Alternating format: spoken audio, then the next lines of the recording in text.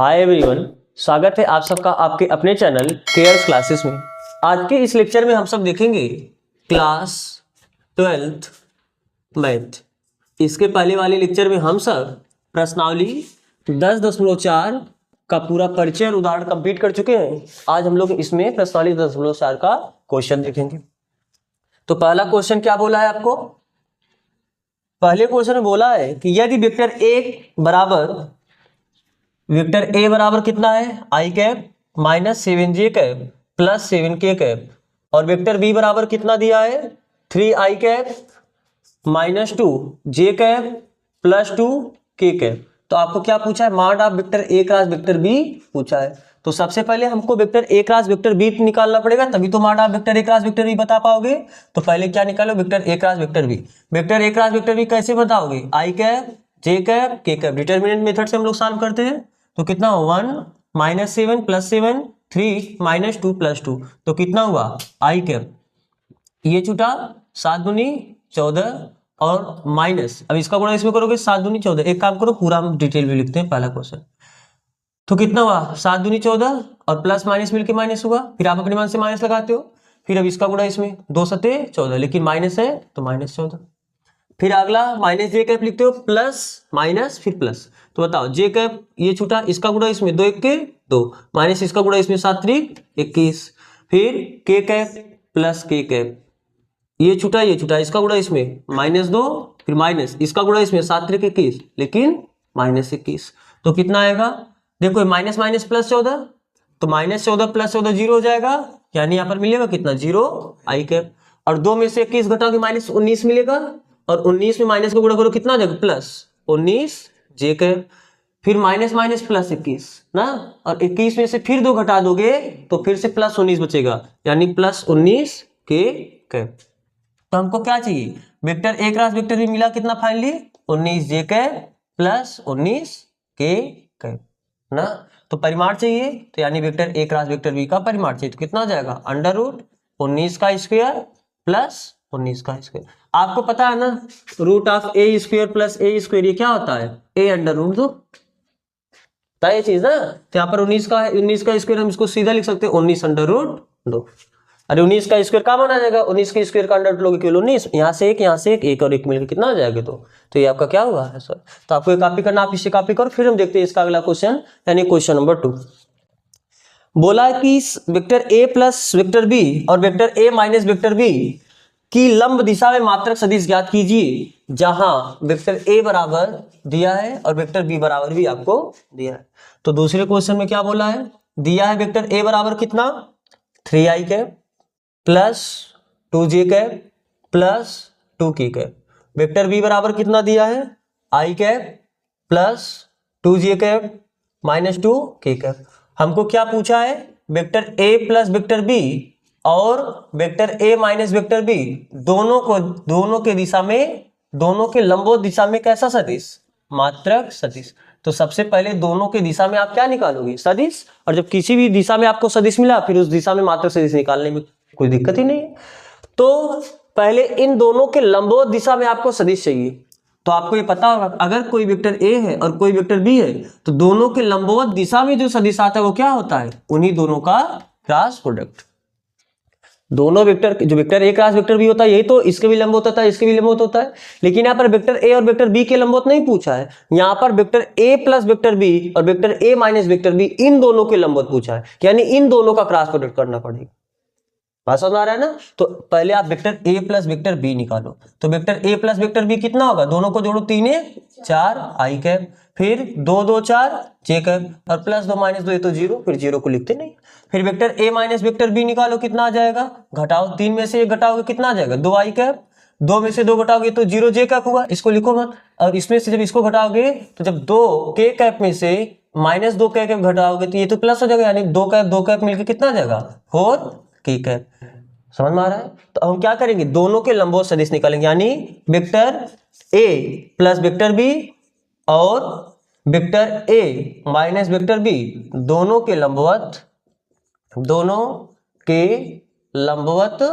सदिश। दोनों के लंबवत सदिश निकालने का मतलब क्या हो जाएगा? इन दोनों वेक्टर का क्रॉस प्रोडक्ट, यानी vector A plus B cross minus vector A plus vector B. तो vector A plus vector B cross vector A minus vector B कितना आएगा? दो वेक्टर का क्रॉस प्रोडक्ट निकालना पता है ना, आई cap J cap K cap. सबसे पहले वेक्टर ए प्लस बी का गुणांक लिखोगे, वेक्टर ए प्लस बी का गुणांक कितना है? 4, और जे में 4, के में कुछ नहीं तो 0। बताओ वेक्टर ए माइनस बी का कितना है? 2, जे में पहले जे वाला कुछ नहीं थी 0, के वाला कितना है? 4। तो बात करो आप इसे सॉल्व करो, कितना आ जाएगा ये आई कैप, ये छूटा ये छूटा, इसका गुणा इसमें 4 4 16 माइनस 0, तो बस 16 लिख देते। फिर आगे माइनस जे कैप, ये छूटा इसका गुणा इसमें 4 4 16, फिर 2 0 0, इसको भी छोड़ते हैं वैसे, प्लस के कैप, ये छूटा इसका गुणा इसमें 0, और माइनस 4 दूनी 8। तो यानी कितना आया? 16 आई कैप माइनस 16 जे कैप माइनस 8 के कैप।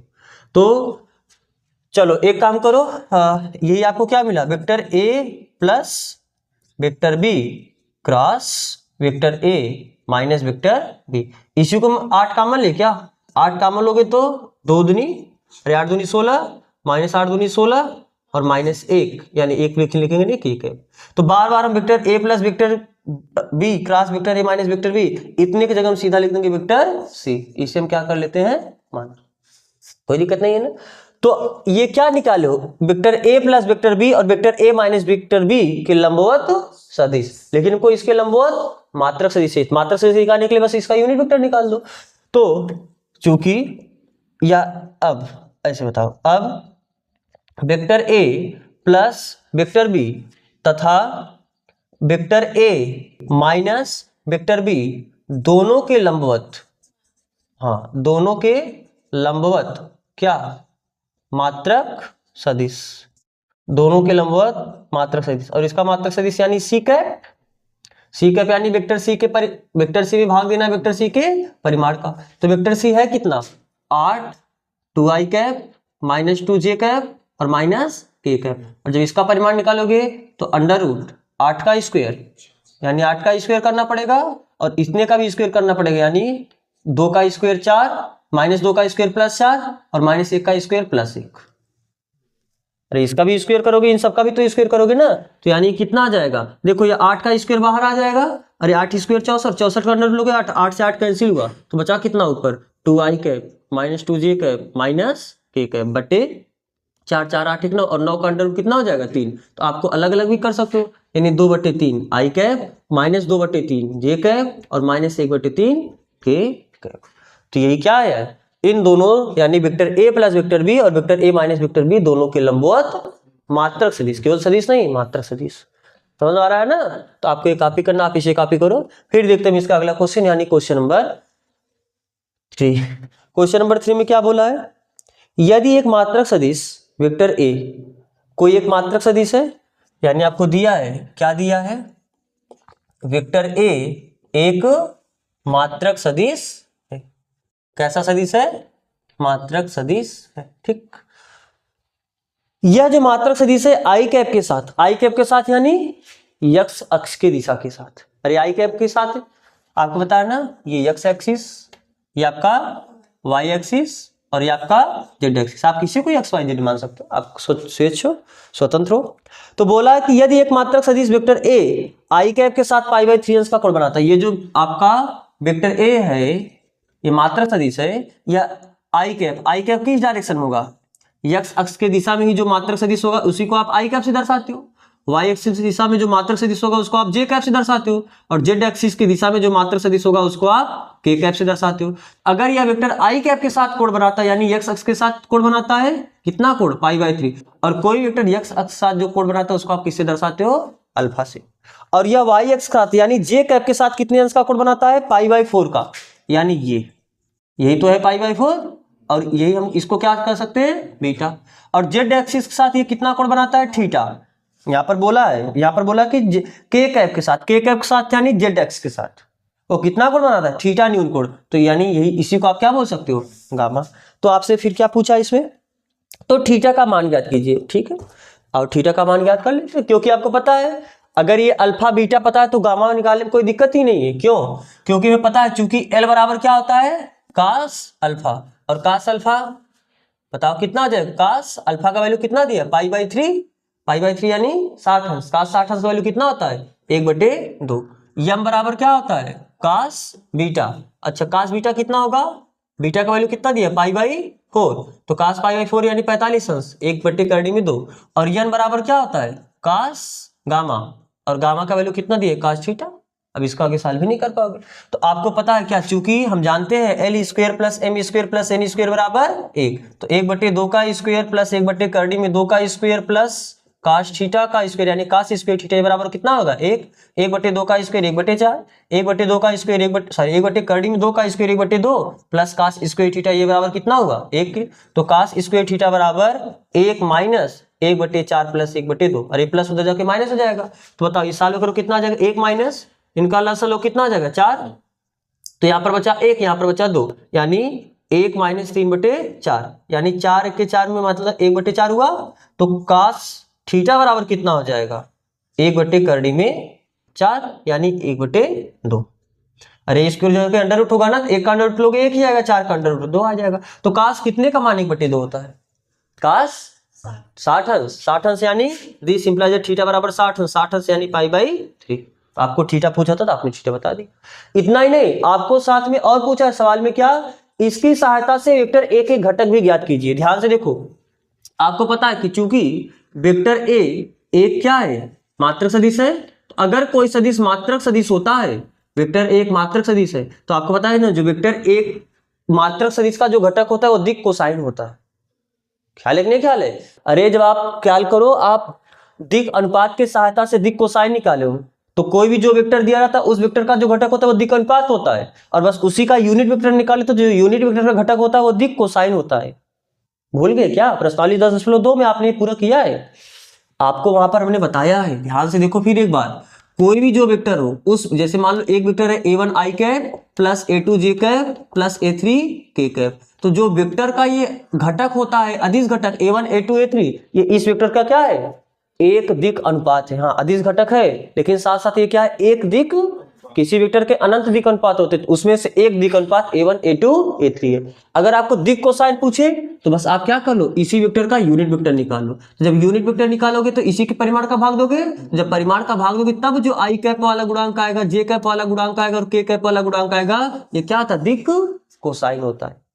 दिक् कोसाइन यानी ये आपका जो यूनिट वेक्टर होता है ये क्या होता है, इसको cos alpha i cap, cos beta j cap और cos गामा k कैप ऐसे भी लिखते हो, या a कैप बराबर सीधा l i cap plus m j cap और n k कैप भी लिखते हो। तो अगर यह, लेकिन शर्त एक मात्रक सदिश होना चाहिए। तो अगर यह मात्रक सदिश है, सवाल में बोला है ना कि वेक्टर ए मात्रक सदिश है, तो अगर यह मात्रक सदिश है आप क्या इसे l i cap plus m j cap plus n k cap लिख सकते हो, नहीं लिख सकते हो? तो दिस इंप्लाइज वेक्टर ए बराबर l आया कितना, l बराबर कितना पता है आपको 1/2 i कैप प्लस m कितना पता है 1/2 j कैप प्लस n कितना पता है, अरे n क्या है cos थीटा, और cos थीटा का वैल्यू आपको मिला कितना 1/2 यानी 1/2 k कैप। तो इस वेक्टर का आपको क्या पता चला, घटक भी पता चला। समझ में आ रहा है नहीं ये चीज? तो आपको एक कॉपी करना, आप इसे कॉपी करो, फिर देखते हैं इसका अगला क्वेश्चन, यानी क्वेश्चन नंबर 4। दर्शाइए कि vector a minus vector b cross vector a plus vector b ये बराबर होगा 2 times of vector a cross vector b। ठीक है, आपको पता है कि जो वेक्टर का क्रॉस प्रोडक्ट होता है वो क्या वितरण प्रगुण का पालन करता है, यानी हाँ क्रम विनिमय प्रगुण का पालन नहीं करता है। आप याद रखो ना, vector a cross vector b ये नहीं बराबर होता है vector b cross vector a, ये दोनों बराबर यानी क्रम विनिमय प्रगुण का पालन नहीं करता है। लेकिन अगर इनके बीच में रिलेशन लिखना हो तो आपको ये पता है वेक्टर a क्रॉस b बराबर होता है minus of vector b cross vector a के। लेकिन वितरण प्रगुण का पालन करता है, वितरण प्रगुण का पालन करने का मतलब आप इसका इसके साथ क्रॉस प्रोडक्ट ले सकते हो, यानी इसी को आप लिख सकते हो कितना, हम LHS को हल कर रहे हैं ना, इसका इसके साथ क्रॉस प्रोडक्ट लोगे vector a cross vector b, फिर इसका इसके साथ क्रॉस प्रोडक्ट लोगे vector a cross vector b, फिर इसका इसके साथ क्रॉस प्रोडक्ट लोगे तो minus vector b cross vector a, और जब इसका इसके साथ क्रॉस प्रोडक्ट लोगे यानी minus vector b cross vector b। अब आपको पता है किसी वेक्टर का उसी वेक्टर के साथ जो क्रॉस प्रोडक्ट होता है वो क्या होता है जीरो वेक्टर, क्योंकि दोनों वेक्टर के बीच एंगल कितना हो जाएगा 0। अरे ये वेक्टर वही वेक्टर यानी इनके बीच एंगल 0, और जब थीटा 0 का साइन, क्योंकि क्रॉस प्रोडक्ट क्या था ए बी साइन थीटा, और जब थीटा 0 साइन थीटा का मान 0 और 0 को गुणा करोगे पूरा क्या हो जाएगा 0। तो याद रखना दो वेक्टर का क्रॉस प्रोडक्ट क्या होता है, दो समान वेक्टर के बीच क्रॉस प्रोडक्ट 0 होता है। तो इसको हम लिख दिए 0 vector plus vector A cross vector B. अब minus vector B cross A को क्या हम वेक्टर ए क्रॉस बी लिख सकते हैं कि नहीं लिख सकते हैं? तो हम इतने की जगह लिख सकते हैं plus vector A cross vector B, और ये भी आपका क्या आ गया 0 वेक्टर। रीजन दो, चूंकि दो समान वेक्टर के बीच जो क्रॉस प्रोडक्ट होता है वो कितना होता है 0, और दूसरा रीजन आप यही रख देना ना, और दूसरा रीजन यही है। तो ठीक है, अब बताओ 0 0 जोड़ोगे तो कोई फर्क ही नहीं पड़ेगा, आपका ये रह जाएगा। तो अब vector A cross B vector A cross B आपका क्या आ गया 2 बार vector A cross vector B. ये तो आपको राइट हैंड साइड प्रूव करना था, समझ आ रहा है ना? तो आपको ये कॉपी करना, पीछे कॉपी करो। फिर हम देखते हैं इसका अगला क्वेश्चन, यानी क्वेश्चन नंबर 5। लैम्डा और न्यू का मान याद कीजिए यदि 2 आई कैप प्लस 6। चलो एक काम करते हैं, इसको वेक्टर ए मान लेते हैं, ये जो दिया है आपको इसको, तो माना वेक्टर ए बराबर इतना 2 आई कैप प्लस 6 जे कैप प्लस 27 के कैप, और वेक्टर बी बराबर कितना, ये जो दूसरा वेक्टर दिया उसको वेक्टर बी मान लेते हैं, यानी आई कैप प्लस लैम्डा जे कैप प्लस म्यू के कैप। आपको क्या दिया है कि इन दोनों का क्रॉस प्रोडक्ट 0 है, यानी vector A cross vector B ये क्या है 0 वेक्टर।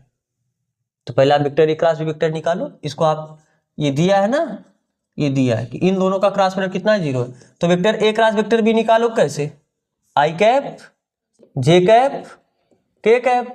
तो वेक्टर ए का घटक कितना है 2 6 27 1 लैम्डा न्यू। तो सॉल्व करो इसे, आई कैप ऐसे लिखोगे, ये छूटा इसका गुणा इसमें यानी 6 म्यू, माइनस इसका गुणा इसमें यानी लैम्डा 27 लैम्डा, फिर माइनस जे कैप, ये छूटा इसका गुणा इसमें यानी 2 mu minus 27 plus K cap, फिर ये छूटा इसका गुणा इसमें यानी 2 लैम्डा माइनस इसका गुणा इसमें यानी 6। कर सकते हो ऐसा ना? लेकिन ये आपको क्या मिला vector A cross vector B, लेकिन आपको दिया कि यह वेक्टर 0 वेक्टर के बराबर है। तो चूंकि vector A cross vector B ये किसके बराबर 0 वेक्टर यानी 0 आई कैप 0 जे कैप और 0 के कैप। तो बताओ ये वेक्टर बराबर है, तो यानी इतना बराबर आप इतना लिख सकते हो नहीं लिख सकते हो? अरे यही तो 0 वेक्टर बराबर है, यानी यहां से आप क्या लिख सकते हो I cap 6 mu minus 27 lambda minus J cap 2 mu minus 27 plus K cap 2 lambda minus 6, ए बराबर है 0 आई कैप 0 जे कैप और 0 ए कैप के। और दो वेक्टर कब बराबर होता है, जब उसके संगत घटक बराबर हो। संगत घटक यानी आई कैप वाला आई कैप के बराबर हो, जे कैप वाला जे कैप के बराबर हो, के कैप वाला के कैप के बराबर हो। तो यहां से आप क्या बोल सकते हो, आई कैप का घटक कितना है 6 mu minus 27 lambda equal to 0। यहां से आप क्या बोल सकते हो, जे कैप का घटक कितना है 2 म्यू माइनस 27, यहाँ पर जे कैप का घटक कितना है 0। यहाँ पर के कैप का घटक कितना है 2 लैम्डा माइनस 6, और यहाँ पर के कैप का घटक कितना है, तो देखो यहाँ से म्यू और लैम्डा का मान सीधा मिल जाएगा। तो यहाँ से बताओ 2 म्यू बराबर 27 प्लस 27, यानी म्यू बराबर कितना आ जाएगा 27/2। यहाँ से बताओ 2 लैम्डा बराबर 6 लिख सकते हो, यानी लैम्डा बराबर कितना मिला 3। तो आपको म्यू और लैम्डा का मान मिला। आपका बने इस समीकरण में ले जाके रखो, देख लो ये संतुष्ट कर रहा है कि नहीं कर रहा है। रखो 6 म्यू की जगह कितना 27/2 माइनस 27 लैम्डा की जगह कितना मिला 3, तो 2 3 6, तो ये भी 3 × 27 ये भी 3 × 27, तो बराबर 0 आएगा नहीं आएगा, तो ये भी इसको संतुष्ट कर रहा है ये मान। तो यानी लैम्डा और म्यू का यही मान होगा। समझ में आया ना? तो आपको ये कॉपी करना, आप इसे कॉपी करो। फिर हम देखते हैं इसका अगला क्वेश्चन, यानी क्वेश्चन नंबर 6। नंबर 6 में क्या बोला है, दिया हुआ है कि vector A dot vector B बराबर 0 और vector A cross vector B बराबर 0 वेक्टर। तो सदिश वेक्टर ए और वेक्टर बी के बारे में आप क्या निष्कर्ष निकाल सकते हैं? ठीक है, सबसे पहले आपको ये कौन सा क्वेश्चन, क्वेश्चन नंबर 6। आपको क्या दिया है, vector A dot vector B बराबर 0। Vector A dot vector B होता क्या है बताओ, माडा वेक्टर ए माडा वेक्टर बी cos थीटा, यही बराबर 0। तो अब बताओ दो वेक्टर का मतलब इतना इंटू इतना इंटू इतना बराबर 0 कब होगा, इस बात का क्या मतलब है, या तो वेक्टर ए का परिमाण 0 हो या वेक्टर बी का परिमाण 0 हो या cos थीटा 0, यानी थीटा बराबर 90। अरे cos 90 का मान 0 होता है ना, तो यानी थीटा बराबर कितना हो 90 अंश हो। चलो ये आपका पहली बात हुई, मतलब ये पूरा। फिर आपको ये भी दिया है कि vector A cross vector B ये भी कितने के बराबर है 0 वेक्टर के। तो vector A cross vector B क्या होता है mod of vector A mod of vector B sine theta N cap, ये किसके बराबर 0 वेक्टर के। तो बताओ ये 0 वेक्टर के बराबर कब हो गया, तो ये 0 या तो ये 0 या तो ये 0, यानी this implies that mod of vector ए बराबर 0 या मॉड ऑफ वेक्टर बी बराबर 0 या साइन थीटा बराबर 0, और साइन थीटा बराबर 0 का मतलब थीटा बराबर 0 अंश। अब बताओ ये भी सही है ये भी सही है, यानी ये भी बात सही होना चाहिए ये भी बात सही होना चाहिए। तो अब बताओ दोनों में जो कॉमन आएगा वही तो आपका आंसर होगा, यानी थीटा यहाँ पर बोला 90 अंश भी होना चाहिए, यहाँ पर थीटा बोला है 0 होना चाहिए, यानी ये बात नहीं हो सकता, क्योंकि अगर थीटा 90 हो जाएगा तब फिर यहाँ पर थीटा 0 कैसे होगा। थीटा है क्या दो सदिशों के बीच कोण, तो जो सदिश के बीच एक बार जो कोण फिक्स हो गए वही तो कोण रहेगा, यहाँ पर कुछ कोण था यहाँ पर कुछ कोण, ऐसा तो हो नहीं सकता, यानी यहाँ पर थीटा 90 नहीं रहा होगा, या तो ये रहा होगा या तो ये रहा होगा, क्योंकि आगे चल के आपको थीटा 0 मिल रहा है ऐसा संभव ही नहीं है। तो यानी थीटा ना तो 0 होगा ना तो थीटा 90 होगा, तो थीटा क्या मतलब फिर उसके अलावा क्या स्थिति, या तो ये 0 रहा होगा या तो ये 0, जो दोनों में कॉमन मिल रहा है। तो 1 और 2 से आप क्या बता सकते हो, 1 और 2 से कि वेक्टर ए का भी परिमाण 0 होगा और या वेक्टर बी का भी परिमाण क्या होगा 0 होगा। वेक्टर ए का परिमाण कब 0 होगा, जब वेक्टर ए आपका क्या होगा 0 वेक्टर, या वेक्टर बी भी आपका क्या होगा 0 वेक्टर, यानी दोनों में से कोई एक वेक्टर 0 रहा होगा। ये तो हम ए और बी के बारे में निष्कर्ष निकाल सकते हैं, आपको सवाल में ये बोला ना कि आप वेक्टर ए और वेक्टर बी के बारे में क्या निष्कर्ष निकाल सकते हो, तो इस बात का मतलब क्या हुआ, या तो वेक्टर ए 0 होगा या तो वेक्टर बी 0। समझ में आई चीज ना, आपको ये कॉपी करना आप इसे कॉपी करो। फिर देखते हैं इसका अगला question, question number 7। Question number 7 में क्या बोला है, मान लीजिए कि सदिश vector A vector B vector C क्रमशः इतना है इतना इतना है, तब दर्शाइए कि vector A cross B vector B plus vector C बराबर होगा vector A cross vector B plus vector A cross vector C. ठीक है, तो आप पहले लेफ्ट साइड को हल कर लो, फिर आप राइट साइड को हल कर लो, दोनों बराबर आप दिखा दो। कैसे, आपको पहले लिखो, दिया है क्या दिया है, वेक्टर ए बराबर इतना वेक्टर बी बराबर इतना, वेक्टर ए बराबर कितना दिया है a1 आई कैप प्लस a2 जे कैप प्लस a3 के कैप। वेक्टर बी बराबर कितना दिया है b1 आई कैप प्लस b2 जे कैप प्लस b3 के कैप।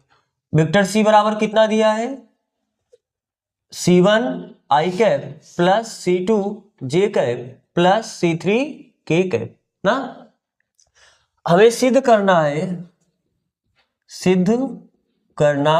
है क्या सिद्ध करना है, vector A cross vector B plus vector C ये बराबर होगा vector A cross vector B plus vector A cross vector C. तो ये तो आपको पता ही है कि वितरण प्रगुण का पालन करता ही है सदिशों का जो क्रॉस प्रोडक्ट होता है, लेकिन आपको सिद्ध करना कि इसका इसके साथ क्रॉस प्रोडक्ट करो और इसका इसके साथ क्रॉस प्रोडक्ट करो, ये बराबर आएगा। तो एक बार हम अब क्या करेंगे, सबसे पहले vector B plus vector C निकाल लेंगे ना। जब vector B plus vector C पता चला तो उसका वेक्टर ए के साथ क्रॉस प्रोडक्ट लोगे, यानी सबसे पहले हम क्या निकालेंगे vector B plus vector C. तो vector B plus vector C कितना हो जाएगा, बी देखो जब दो वेक्टर को जोड़ना होता है तो आई कैप वाले में आप आई कैप को जोड़ते हो और जे कैप वाले में आप जे कैप को, के कैप वाले में आप के कैप को। तो जब आई में आई वाले को जोड़ो कितना आ जाएगा b1 plus c1 I cap plus b2 plus c2 J cap plus b3 plus c3 K cap. ये आपको क्या मिला vector b plus vector C मिला, लेकिन आपको क्या चाहिए vector a cross vector b plus vector c। अब दो वेक्टर का क्रॉस प्रोडक्ट आप कैसे निकालते हो, I cap J cap K cap लिख लोगे। फिर पहले वेक्टर का गुणांक, तो पहले वेक्टर a है कितना a1 a2 a3 b। अब vector b plus vector c का गुणांक, तो vector b plus vector c का गुणांक कितना है b1 plus c1 b2 plus c2 और यहाँ पर b3 प्लस c3। सबसे पहले हम किसको हल कर रहे हैं LHS लेफ्ट हैंड साइड को हल कर रहे हैं। तो बताओ ये हल करने के बाद कितना आएगा, आई कैप ये छूटा इसका गुणा इसमें, यानी a2 into b3 plus c3, इसका गुणा इसमें कि माइनस इसका गुणा इसमें, यानी a3 into b2 plus c2। ये तो आई कैप हुआ माइनस जे कैप। अब जे कैप जे से जाने वाला स्तंभ और पंक्ति छोड़ो, इसका गुणा इसमें, यानी a1 into b3 plus c3 minus क्योंकि आपका ये छूटा है, इसका गुणा इसमें की फिर इसका गुणा इसमें। अब A3 into B1 plus C1। फिर के कैप आपका होता है, तो के कैप कितना, ये छूटेगा, इसका गुणा इसमें और इसका गुणा इसमें, यानी A1 B2 plus C2 minus इसका गुणा इसमें यानी A2 B1 प्लस C1। तो कितना हो गया ये आई कैप, इसका गुणा इसमें करो कितना आ जाएगा A2 B3, इसका गुणा इसमें करो कितना आ जाएगा A2 C3, इसका गुणा इसमें करो कितना आ जाएगा A3 B2, इसका गुणा इसमें करो कितना आ जाएगा A3 C2 माइनस। अब जब इसका गुणा माइनस जे का, ये तो वैसे रहने दो, इसका गुणा इसमें करोगे A1 B3, इसका गुणा इसमें करोगे A1 C3, इसका गुणा इसमें करोगे माइनस A3 B1 और इसका गुणा इसमें करोगे माइनस A3 C1। अब के कैप कितना आया A1 B2 plus A1 C2 minus A2 B1 minus A2 C1। ये आपका क्या आया है vector A cross vector B plus vector C। ये तो लेफ्ट हैंड साइड आया। अब हम क्या काम करो, आपको यही तो सिद्ध करना है ना, तो हमने लेफ्ट हैंड साइड यानी इतना निकाला जो कि इतना आया। अब आप क्या करो vector A cross vector B निकाल लो और vector A cross vector C निकाल के दोनों को जोड़ दो। अब दोनों को जब जोड़ोगे तो जोड़ने के बाद भी यही आना चाहिए। तो पहले आप इतना कॉपी कर लो, फिर इसके आगे हम इसको हल करें। हम यहां तक मिटा दें, यहां तक दिक्कत नहीं है किसी को, है बोलू खुशबू, चलो क्योंकि मैं थोड़ा जगह चाहिए ना। तो अब हम क्या निकालेंगे vector A cross vector B। तो vector A cross vector B क्या हो जाएगा, अब vector A cross vector B, अच्छा सॉरी यहां पर स्मॉल है तो small vector A cross vector B। तो vector A cross vector B कैसे निकालो, I cap J cap K cap. I cap, अब देखो A का गुणांक कितना है A1 A2 A3 B1 B2 B3। तो सॉल्व करो कितना आ जाएगा आई कैप, ये छूटा इसका गुणा इसमें A2 B3 माइनस इसका गुणा इसमें B2 A3 फिर माइनस जे कैप, ये छूटा इसका गुणा इसमें यानी A1 B3 माइनस इसका गुणा इसमें B1 A3 plus K cap, फिर ये छूटा इसका गुणा इसमें इसका गुणा इसमें यानी A1 B2 माइनस जब इसका गुणा इसमें करो कितना आ जाएगा B1 A2 ना, B1 A2। ये आपको क्या मिला A क्रॉस B, हमको भी जोड़ना है A क्रॉस C के साथ, पहले A क्रॉस C भी निकालो।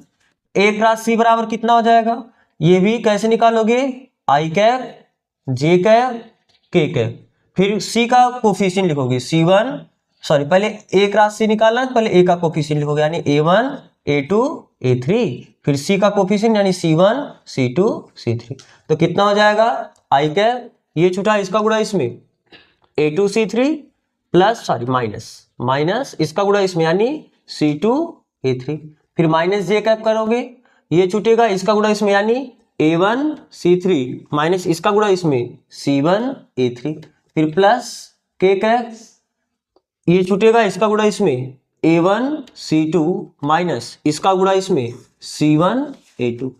अब हमें क्या करना है, आपको vector A cross vector B मिला और आपको vector A cross vector C मिला, आप इन दोनों को जोड़ो। तो क्या देखो इन दोनों को जोड़ने के बाद यही आ रहा है, देखो जब इन दोनों को जोड़ोगे तो आई कैप लोगे और बाकी ये आपका जुड़ जाएगा यानी A2 B3 plus A2 C3 और माइनस वाला इधर लिख दोगे माइनस A3 B2 यहाँ पर है और ये आपका A3 C2 यहाँ पर है, ये इसके बराबर होगा। फिर जब इसको जोड़ोगे तो माइनस जे कैप वैसे लिख लोगे। अब देखो इन दोनों को जोड़ो क्या यही आ रहा है, देखो A1 B3 और A1 C3 अब माइनस वाला भी देखो B1 A3 यहाँ पर A3 B1, क्योंकि आप B1 A3 को A3 B1 लिख सकते हो ना, तो A3 B1 और ये यहाँ पर भी देखो सेम चीज यहीं पर।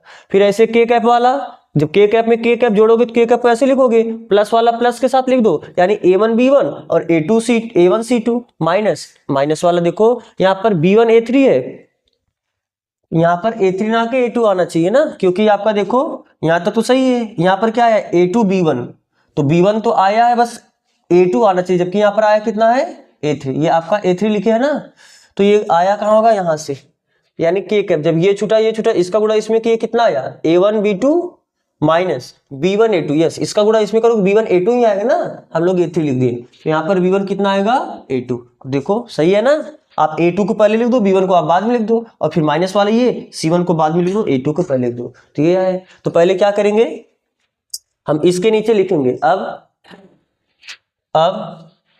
RHS, आपका राइट हैंड साइड क्या हो जाएगा, राइट हैंड साइड यानी vector a cross vector b plus vector a cross vector c। तो जब दोनों को जोड़ोगे कितना आ जाएगा i कैप, दोनों को जोड़ोगे प्लस वाले के प्लस के साथ लिख देंगे, माइनस वाले एक तरफ लिख देंगे, यानी a2 b3 plus a2 c3 minus इसको हम पलट के लिख दे रहे हैं ना, यानी a3 b2 minus a3 c2।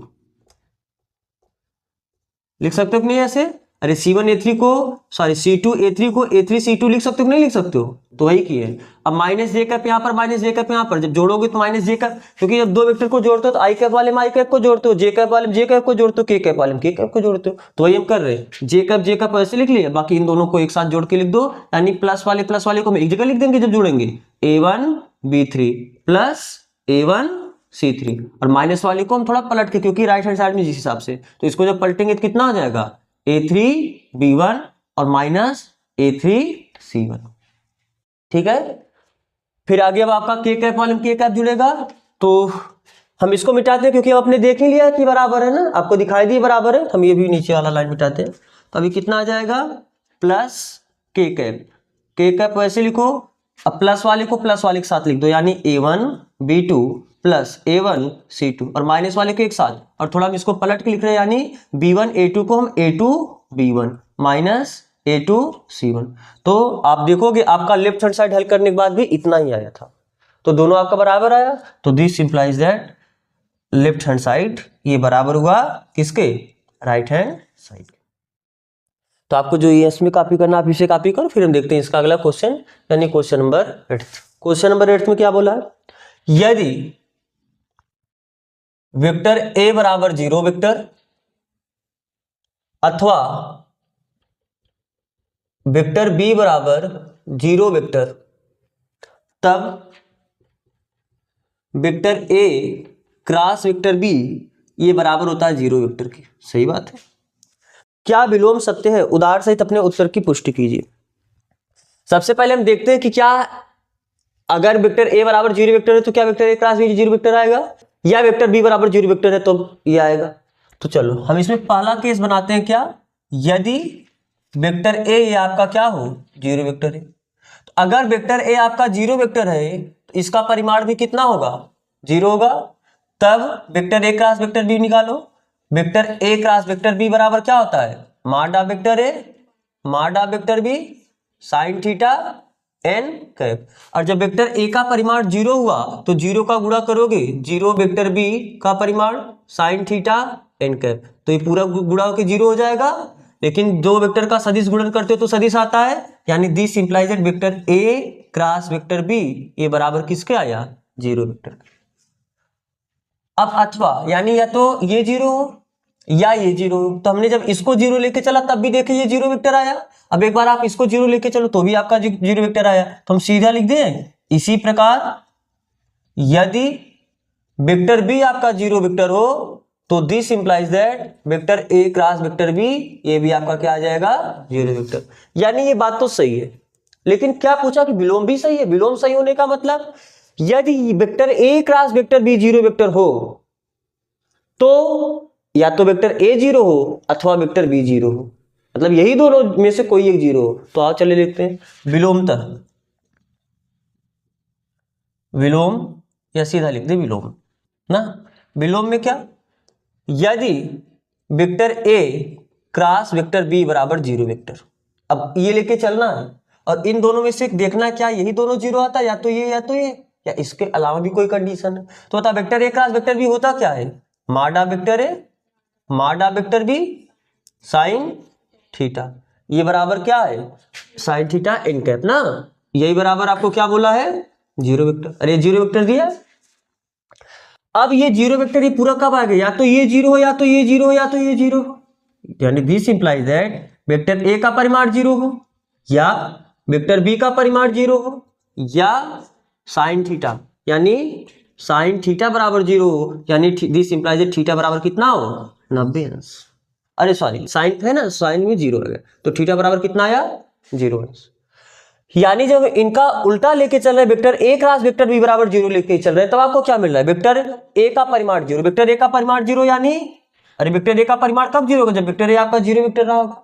या वेक्टर बी का परिमाण 0 कब रहा होगा, जब वेक्टर बी आपका 0 वेक्टर रहा होगा।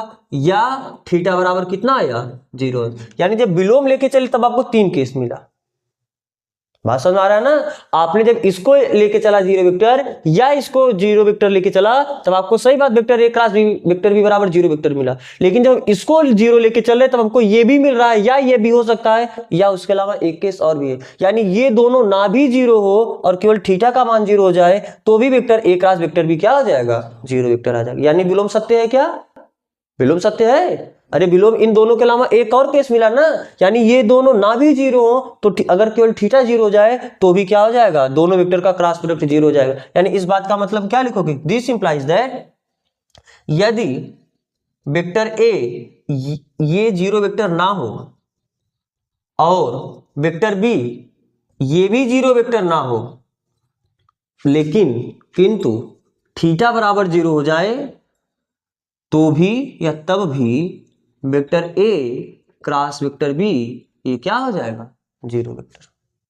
बात समझ में आ रहा है ना। अगर ये ना 0 ये भी ना 0 हो और लेकिन उनके बीच का एंगल 0 हो जाए तो भी इनका क्रॉस प्रोडक्ट क्या आ जाएगा 0 वेक्टर आएगा, यानी विलोम सत्य नहीं है। तो दिस इंप्लाइज दैट विलोम सत्य नहीं। क्या ये बात समझ में आ रहा है कि नहीं समझ में आ रहा है? ये 0 होगा तो भी हो जाएगा 0 वेक्टर। वेक्टर बी का परिमाण 0 यानी वेक्टर बी 0 वेक्टर हो। चलो हम यहाँ पर 0 वेक्टर लगा देते हैं ना, वेक्टर ए ये 0 वेक्टर ना हो, यहाँ पर परिमाण मत लगाओ, यहाँ पर केवल वेक्टर बी लिखो। समझ में आ रहा है? तो अगर ये वेक्टर 0 होगा तो भी क्रॉस प्रोडक्ट 0 आएगा, ये वेक्टर 0 होगा तो भी क्रॉस प्रोडक्ट 0 आएगा। लेकिन अगर इनका क्रॉस प्रोडक्ट 0 है तो ये जरूर नहीं कि या तो यही 0 हो या तो यही 0 हो, ये भी 0 हो सकता है, यानी उनके बीच का कोण भी 0 हो सकता है, यानी विलोम सत्य नहीं है। लेकिन आपको एग्जाम्पल भी देना है, तो ऐसा कोई 2 वेक्टर ले लो जिनके बीच का एंगल 0। और कैसे 2 वेक्टर के बीच का एंगल 0 होता है, जो एक दूसरे क्या होते हैं, पैरेलल होते हैं, समपाती होते हैं, संरेख होते हैं। समझ में आ रहा है ना। और जरूरी नहीं कि थीटा बराबर 0 थीटा बराबर 180 पे भी 0 आता है, अरे ख्याल है ना। तो यहां से हम लिख देते हैं दिस इंप्लाइज थीटा बराबर 0 अंश या 180 अंश। तो यहां पर भी आप लिख दो दिस इंप्लाइज थीटा बराबर 0 या 180 अंश, तब भी ना तब। तो आप ऐसा कोई 2 वेक्टर अपने मन से ले लो जो दोनों एक दूसरे के पैरेलल हो, यानी सीधा बोल दे एक दूसरे के संरेख हो। अरे 2 वेक्टर के बीच एंगल 0 180 अंश कब होता है, जब दोनों एक दूसरे क्या हो, संरेख हो। संरेख होने का मतलब समपाती होना। और आप कोई 2 वेक्टर संरेख कब होता है, पढ़े हो ना, जब a1/a2 ये बराबर हो b1/b2 और ये बराबर हो c1/c2। ख्याल है? तो अपने मन से कोई एक वेक्टर लेना, उसी के अनुपात में दूसरा वेक्टर लेना। तो एग्जाम्पल में हम क्या करते हैं, चलो एग्जाम्पल इसका बोला उदाहरण भी देना है ना। तो एग्जाम्पल में चलो एक वेक्टर हम ले लेते हैं, वेक्टर a बराबर कितना i cap plus j cap plus k cap, और दूसरा वेक्टर हम क्या ले लेते हैं 2i cap plus 2j cap plus 2k cap. अब देखो a1/a2 b1/b2 c1/c2 है कि नहीं है, सीधी सी बात है, ये दोनों वेक्टर एक दूसरे क्या है, संरेख है। संरेख होने का मतलब इनके बीच या तो एंगल 0 होगा या तो एंगल 100, फिलहाल यहाँ पर एंगल क्या होगा 0 होगा, क्योंकि दोनों एक ही डायरेक्शन लियो। अरे माइनस करके बोलते तो असंरेख हो जाते। तो स्पष्टतः यहाँ पर थीटा बराबर कितना होगा 0 अंश। अब बताओ इनका क्रॉस प्रोडक्ट निकालो, vector A cross vector B निकालो, क्या ये 0 आ रहा है, तो vector A cross vector B कैसे निकालो, I cap J cap K cap, एक एक 2 2 2, तो कितना आ जाएगा आई कैप, ये छोड़ा 2 1 के -2 ना, माइनस जे कैप, फिर 2 1 के 2 -2, फिर प्लस के कैप, ये छूटा 2 1 के 2 -2, तो कितना आया, क्या 0 आई कैप आया, यहां से 0 जे कैप मिला और यहां से 0 के कैप मिला, यानी vector A cross vector B ये आपको क्या मिला 0 वेक्टर। लेकिन देखो ना तो वेक्टर ए का परिमाण 0 था ना तो वेक्टर बी का परिमाण 0 था, लेकिन इनके बीच एंगल 0 था। तो यहां लिख देना एक लाइन और कि वेक्टर ए भी आपका 0 वेक्टर नहीं है, वेक्टर बी भी आपका 0 वेक्टर नहीं है, बट थीटा बराबर कितना है 0 अंश, और this implies that vector A cross vector B आपका कितना आया 0 वेक्टर आया।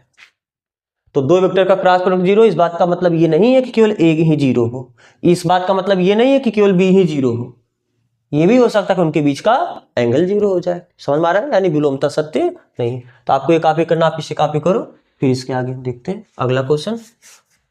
क्वेश्चन नंबर 9 में क्या बोला है, एक त्रिभुज का क्षेत्रफल ज्ञात कीजिए जिसके शीर्ष दिए हैं। मान लो एक त्रिभुज आपका है ए बी सी, ए का निर्देशांक कितना दिया है 1, 1, 2, पॉइंट बी का निर्देशांक कितना दिया है 2, 3, 5, और पॉइंट सी का निर्देशांक कितना दिया है 1, 5, 5। तो आपको एक ऐसे त्रिभुज के क्षेत्रफल ज्ञात करना है जिसके शीर्षों का निर्देशांक कितना हो। तो आपको पता है कि दो त्रिभुज का किसी त्रिभुज का क्षेत्रफल कैसे निकालते हो, यदि त्रिभुज की दो भुजा को निरूपित करने वाला दो वेक्टर पता चल जाए। मान लेते हैं कि चलो ये आपका हुआ वेक्टर BC और ये आपका हुआ वेक्टर AB ना। तो अगर त्रिभुज की दो भुजा को निरूपित करने वाला दो वेक्टर मिल जाए, चलो इसे बोल दिए वेक्टर A और इसे बोल दिए वेक्टर B, तो उस त्रिभुज का क्षेत्रफल क्या होता है half of mod of vector A cross vector B। तो सबसे पहले हमको वेक्टर A चाहिए। वेक्टर A है क्या, दो बिंदुओं को जोड़ने वाला सदिश। तो आपको पता है कि चूंकि वेक्टर A ये है कितना वेक्टर BC, यानी दो बिंदुओं को जोड़ने वाला सदिश, और दो बिंदुओं को जोड़ने वाला सदिश आपको पता है फाइनल में से आप इनिशियल घटाते, यानी वेक्टर BC चाहिए तो आप C वाले पॉइंट में से B वाला पॉइंट घटा दो। तो कितना है, एक में से दो घटाओगे तो कितना आ जाएगा -1 i कैप, फिर प्लस 5 में से 3 घटाओ कितना आ जाएगा 2 j कैप, फिर 5 में से 5 घटाओगे तो कितना आ जाएगा 0 k कैप ना। तो यानी वेक्टर A बराबर आपको कितना मिला -i cap plus 2 j cap. अब आप वेक्टर B पता करो। वेक्टर B क्या है, B को A से जोड़ने वाला पॉइंट यानी वेक्टर B है। अब वेक्टर B कैसे निकालो, फाइनल माइनस इन्हीं से, एक में से दो घटाओ कितना आ जाएगा, यहाँ पर भी -1 i कैप आएगा, फिर आप दूसरे पॉइंट में से दूसरा पॉइंट घटाओ, यानी एक में से 3 घटाओगे तो कितना आ जाएगा -2 j कैप, फिर 2 में से 5 घटाओ कितना आ जाएगा -3 k कैप। यानी अगर इसको लिखना होगा तो वेक्टर B कैसे लिखोगे -i कैप -2 j कैप और -3 k कैप। तो त्रिभुज का क्षेत्रफल होगा क्या, बस इन्हीं दोनों वेक्टर का क्रॉस प्रोडक्ट निकाल लो और उसके परिमाण में हाफ का भाग दे दो। तो पहले आप vector A cross vector B निकाल लो ना। तो vector A cross vector B कैसे निकालोगे, i cap j cap k cap, पहले वाले का -1 2 k कैप है नहीं 0, -1 -2 -3। तो बताओ ये कितना आ गया, i कैप ये छूटा 3 दूनी 6, -6 हो जाएगा और ये तो 0 ही हो जाएगा तो -0, फिर आगे -j कैप लिखते हो, फिर ये छूटेगा, इसका गुणा इसमें -3 1 के 3 माइनस इसका गुणा इसमें ये भी तो कितना हुआ 0, फिर प्लस k कैप ये छूटेगा, इसका गुणा इसमें माइनस प्लस 2 माइनस और माइनस प्लस 2 हो जाएगा। समझ में आ रहा है ना चीज। तो कितना हुआ -6 i कैप -3 j कैप और +4 k कैप। ये क्या मिला vector A cross vector B।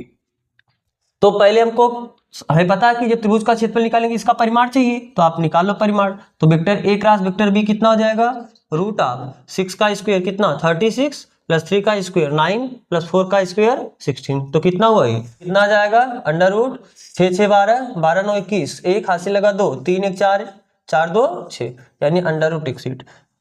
तो अतः त्रिभुज ABC का क्षेत्रफल कितना हो जाएगा, क्योंकि आपको पता है 1/2 mod of vector A cross vector B। तो 1/2 mod of vector A cross B कितना आया 61। तो त्रिभुज ABC का क्षेत्रफल इतना, और ये क्या वर्ग इकाई। वर्ग इकाई क्यों लिख रहे, बात समझ आ रहा है ना, क्योंकि जो भी मात्रक लोगे उस मात्रक का वर्ग आता है। मीटर लोगे तो मीटर का वर्ग आएगा, मीटर स्क्वायर आता है क्षेत्रफल मात्रक, क्षेत्रफल का मात्रक है तो सेंटीमीटर स्क्वायर आएगा तो मिलीमीटर स्क्वायर आएगा। तो जो मात्रक लेके चलोगे उसका वर्ग आता है यानी स्क्वायर आता है, इसीलिए हमने यहाँ पर क्या लिखा वर्ग इकाई। तो आपको ये कॉपी करना, आप इसे कॉपी करो। फिर देखते हैं इसका अगला क्वेश्चन, यानी क्वेश्चन नंबर 10। क्वेश्चन नंबर 10 में क्या बोला है, एक समांतर चतुर्भुज का क्षेत्रफल ज्ञात कीजिए जिसकी संलग्न भुजाएं सदिश वेक्टर A बराबर i cap minus j cap plus 3 k cap और वेक्टर B बराबर 2i cap minus 7 j cap plus k cap द्वारा निर्धारित है। तो एक समांतर चतुर्भुज का क्षेत्रफल आपको पता है कि किसी भी समांतर चतुर्भुज का क्षेत्रफल जिसकी दो संलग्न भुजाएं वेक्टर A और वेक्टर B हो, कैसे देते हो, mod of vector A cross vector B से। यही तो होता है ना समांतर चतुर्भुज का क्षेत्रफल। तो आपको सीधा दिया है क्या दिया है, वेक्टर ए बराबर कितना दे दिया है, I cap minus J cap plus 3 A cap.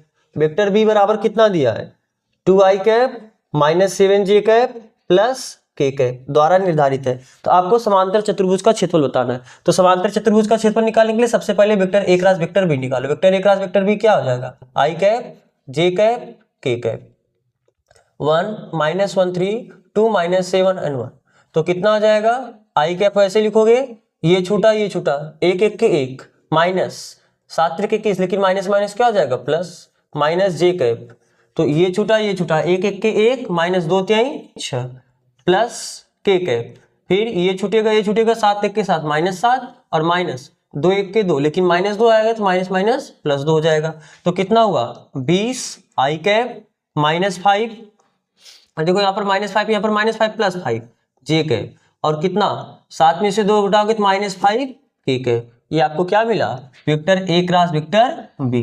तो हमको क्या चाहिए, mod of vector A cross vector B चाहिए। तो माड निकालने के लिए क्या करोगे, अंडर रूट 20 का स्क्वायर प्लस 5 का स्क्वायर प्लस -5 का स्क्वायर। तो कितना हो जाएगा, अंडर रूट 20 का स्क्वायर कितना 400 प्लस 5 का स्क्वायर 25 और -5 का स्क्वायर 25, यानी अंडर रूट कितना 450 ना। तो 450 में जितना सरल कर सको कर दो। तो सबसे पहले 2 से कटेगा 2 दूनी 4, 2 दूनी 4, 2 पच्चे 10, फिर ये 5 से ही कटना, 5 24, 5 पच्चे 25, फिर 5 9 45, यानी 15 का स्क्वायर तो ही 2 से 25 होता है। तो हम इसे क्या लिख सकते हैं, अंडर रूट 2 गुणे कितना 2 से 25 ना, अरे 5 दूनी 10, 2 दूनी 4 1 5, 2 दूनी 4 और 2 से 25 15, तो 15 अंडर रूट 2। तो mod of vector A cross vector B कितना है 15 अंडर रूट 2, और यही क्या हो जाएगा उस समांतर चतुर्भुज का क्षेत्रफल। अतः समांतर चतुर्भुज का क्षेत्रफल, समांतर चतुर्भुज का क्षेत्रफल कितना हो जाएगा 15 अंडर रूट 2 वर्ग इकाई ना, वर्ग इकाई। ठीक है, आपको ये कॉपी करना, आप इसे कॉपी करो, फिर देखते हैं इसका अगला क्वेश्चन, यानी क्वेश्चन नंबर 11। क्वेश्चन नंबर 11 में क्या बोला है, मान लीजिए कि वेक्टर ए और वेक्टर बी इस प्रकार हैं कि माड ऑफ वेक्टर ए, ये आपको दिया है ना, माड ऑफ वेक्टर ए बराबर कितना 3 और माड ऑफ वेक्टर बी ये कितना दिया है √2/3। तब vector A cross vector B एक मात्रक सदिश होगा यदि इनके बीच कोण कितना हो, यानी vector A cross vector B अगर ये मात्रक सदिश है तो इसका परिमाण कितना होगा, सॉरी 1 होगा। बोलो, कोई मात्रक सदिश यानी ऐसा सदिश जिसका परिमाण कितना हो 1 हो। तो वेक्टर ए क्रॉस बी होता क्या है, mod of vector A mod of vector B sine theta N cap. तो इस वेक्टर का परिमाण आपको पता है ना, यही तो होता है इस वेक्टर का परिमाण, और ये तो डायरेक्शन को रिप्रेजेंट कर देता है। तो चूंकि वेक्टर, या आप सीधा बोलोगे mod of vector A cross vector B कितना होता है, mod of vector A mod of vector B sine theta. तो mod of vector A cross B कितना दिया है 1, माड ऑफ वेक्टर ए कितना दिया है 3, माड ऑफ वेक्टर बी कितना दिया √2/3। बस यहां से आप साइन थीटा 75 करके निकाल सकते हो। कैसे, ये 3 से तो 3 कटा, तो 1/√2 ये बराबर होगा कितने के साइन थीटा। तो यहां से बताओ थीटा बराबर कितना मिला 45 अंश, यानी π/4। क्या हुआ साइन, सही है ना, कोई दिक्कत नहीं। तो कॉपी करना, आप इसे कॉपी करो, फिर हम देखते हैं इसका अगला क्वेश्चन। एक आयत के शीर्षों ए बी सी डी जिनके स्थिति सदिश इतने हैं, इसका क्षेत्रफल निकालना है। आयत भी तो एक समांतर चतुर्भुज ही होता है, तो आप किसी भी 2 भुजा का प्रयोग करके कर सकते हो। पहले चलो कॉपी कर चुके होगे, अब देखो अब क्या बोला है, एक आयत का क्षेत्रफल ज्ञात करना है। मान लो कोई आयत क्या है ए बी सी डी, अच्छा ए बी सी डी ना, ये आपका क्या है आयत है ए बी सी डी जिनके स्थिति सदिश यानी आपको बताया ना कि मूल बिंदु के सापेक्ष इन सब के सदिश। मान लेते हैं इस पहले की स्थिति सदिश क्या है, चलो वेक्टर ए, बिंदु बी की जो स्थिति सदिश है उसको हम क्या मान ले वेक्टर बी, और जो बिंदु आपका सी है इसकी स्थिति सदिश को क्या मान लेते हैं वेक्टर सी, और जो आपका बिंदु डी है इसकी स्थिति सदिश को क्या मान लेते हैं, वेक्टर डी। सवाल में आपको इन बिंदुओं की क्या दी है, स्थिति सदिश दिया है। स्थिति सदिश क्या होता है, किसी बिंदु की मूल बिंदु के सापेक्ष जो स्थिति बताने वाला सदिश होता है वही तो स्थिति सदिश होता है। तो इन सभी की स्थिति सदिश को कितने मान लिए।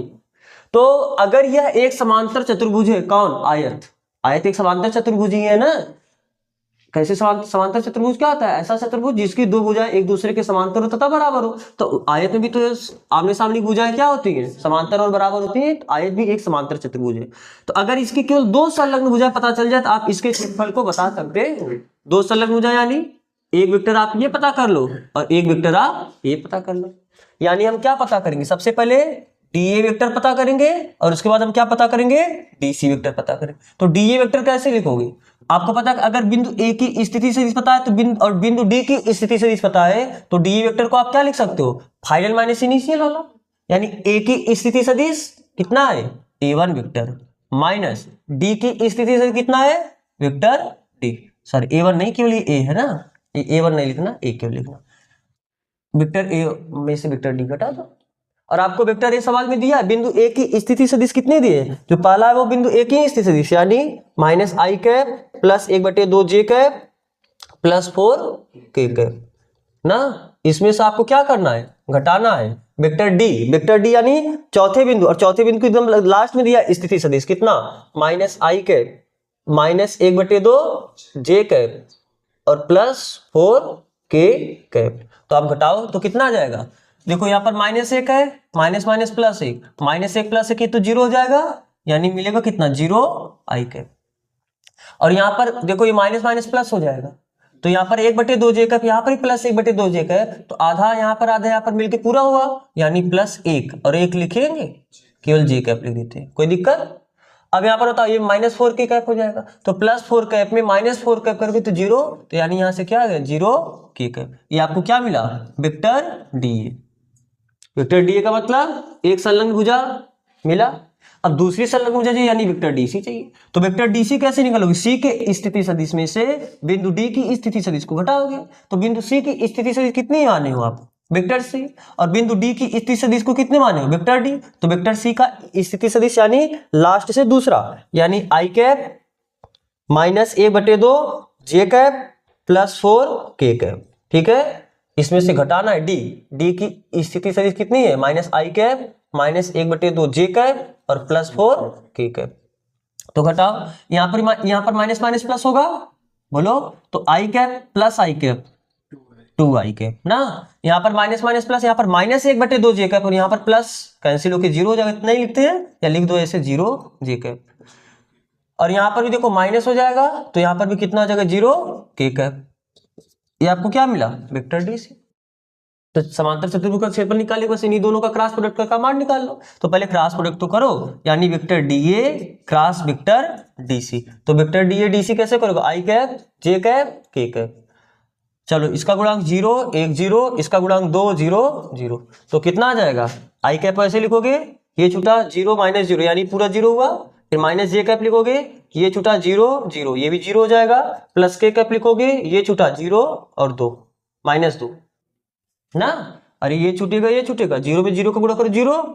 अच्छा यहाँ हाँ के कैप छूटा है ना, हाँ 0 में 0 को गुणा करिए और यहाँ पर -2 के कैप। तो फाइनली यहाँ पर मिला कितना 2 के कैप। ये क्या है, vector DA cross vector DC. लेकिन जो क्षेत्रफल है वो क्षेत्रफल निकालने के लिए इसका परिमाण निकालना पड़ेगा ना, यानी DA vector cross DC vector. तो परिमाण निकालो, केवल 2 ही तो आएगा, तो इसका ऑप्शन क्या है 2, सी ऑप्शन सही। समझ में आ रहा है ना, या तो कोई दिक्कत नहीं है। तो आपको ये कॉपी करना, आप इसे कॉपी करो, फिर देख। तो आपका यहाँ पर तो खत्म हुआ कि इसके आगे और कोई क्वेश्चन है।